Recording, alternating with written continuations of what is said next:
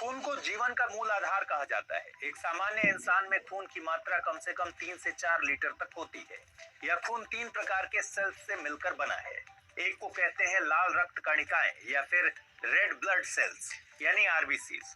दूसरे को कहते हैं श्वेत रक्त कणिकाएं यानी व्हाइट ब्लड सेल्स यानी डब्ल्यूबीसीज।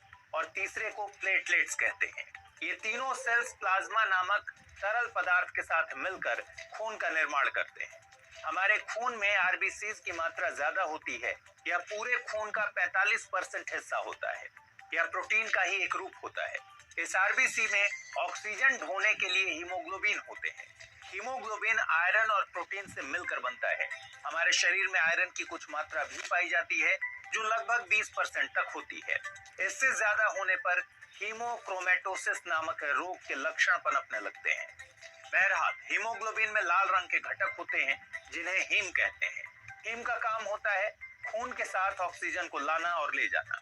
एक आरबीसी में ऑक्सीजन के लिए करीब 28 करोड़ हीमोग्लोबिन मॉलिक्यूल्स होते हैं, जबकि लगभग 600 आरबीसीज की संख्या पर महज एक डब्ल्यूबीसी होती है। डब्ल्यूबीसी हमारे शरीर में रोगों से लड़ने का काम करती है। जब भी हमारे शरीर में कोई रोग हावी होता है तो इसका मतलब होता है कि डब्ल्यूबीसी कमजोर हो गया है। इसी तरह तीसरा घटक है प्लाज्मा। वो भी हमारे शरीर का सबसे महत्वपूर्ण द्रव है। प्लाज्मा ज्यादातर पानी और नमक से मिलकर बना होता है जो कि इंसान रोज लेता है। प्लाज्मा एक पीले रंग का गाढ़ा लिक्विड होता है। इसमें प्रोटीन, एंटीबॉडीज, फाइब्रिनोजेन, वसा और कार्बोहाइड्रेट आदि मौजूद होते हैं। खून को जमाने और गाढ़ा करने का काम भी प्लाज्मा द्वारा ही किया जाता है। प्लाज्मा डब्ल्यूबीसीज को काफी हद तक मजबूत भी करता है। अगर खून के बनने की बात करें तो हमारे शरीर का 95% खून हमारे बोन मैरो में बनता है, जबकि बाकी का 5% खून हमारे लिम्फ नोड, लिवर और स्प्लीन में बनता है। बोन मैरो हड्डियों के बीच का मुलायम और स्पंज की तरह का भाग है। हमारे शरीर का अधिकतर बोन मैरो हमारे रीढ़ की हड्डी, सीने की हड्डी और कूल्हे की हड्डी में पाया जाता है। बोन मैरो में स्टेम सेल्स बनते हैं और स्टेम सेल्स ही हमारे खून को बनाते हैं। जब स्टेम सेल परिपक्व हो जाते हैं यानी मैच्योर हो जाते हैं तो ये खून के अलग अलग हिस्सों का निर्माण करते हैं, जैसे red blood cells, white blood cells, platelets इत्यादि। हमारा शरीर प्रति second 2 lakh red blood cells बनाता है, जबकि इतने ही नष्ट कर देता है। नष्ट हो चुके खराब खून को टॉयलेट एवं पसीने के द्वारा बाहर कर दिया जाता है। अब सवाल है कि खून लाल रंग का ही क्यों होता है? दरअसल इसके बारे में समझने से पहले हमें यह समझना पड़ेगा कि कोई भी चीज किसी रंग में कैसे दिखती है। मतलब मेरे पेन का रंग अगर नीला है तो वो मुझे नीला ही क्यों दिखता है, और जब अंधेरा होता है तब हमें कोई भी चीज दिखाई क्यों नहीं देती। अंधेरे में जैसे ही हम किसी चीज की ओर रोशनी करते हैं तो फिर वह हमें कैसे दिखने लगती है। असल में किसी वस्तु पर जब भी प्रकाश पड़ता है और वह पलटकर हमारी आंखों की तरफ आता है, जिससे हमें वो वस्तु दिखाई देती है। हालांकि हमें कोई वस्तु केवल उतनी ही दिखाई देती है जितना प्रकाश उस वस्तु से पलटकर हमारी तरफ आ रहा होता है। ठीक इसी तरह के कॉन्सेप्ट से वस्तु के रंगों का भी निर्धारण होता है।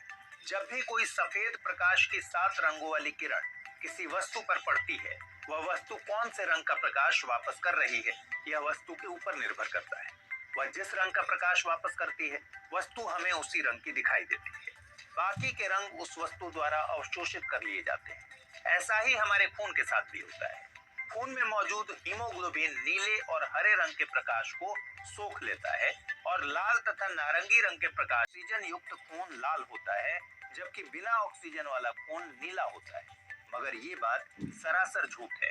दरअसल खून एक परिवहन ऊतक है जो शरीर के सभी अंगों में ऑक्सीजन और पोषक तत्वों को पहुंचाता है और खराब तत्वों को शरीर से बाहर करने में मदद करता है।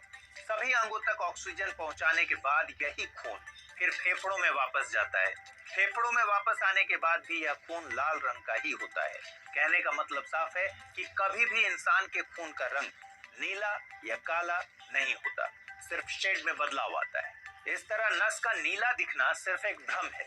यह एक तरह का ऑप्टिकल इल्यूजन है। दरअसल नसें त्वचा की बिल्कुल पतली सी परत के नीचे होती हैं।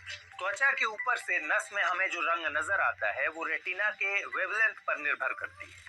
हमारे स्किन में कई परतें होती हैं जो प्रकाश के अलग अलग रंग के वेवलेंथ को बिखेर देती हैं, जिससे रेटिना को भ्रम हो जाता है।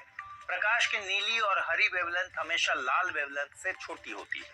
इसी कारण से लाल रंग की तुलना में नीले रंग के प्रकाश की किरणें टिश्यू को उतनी गहराई तक नहीं भेज पाती और पहले से और ज्यादा परावर्तित हो जाती हैं तथा हमारी रेटिना से आकर टकरा जाती हैं।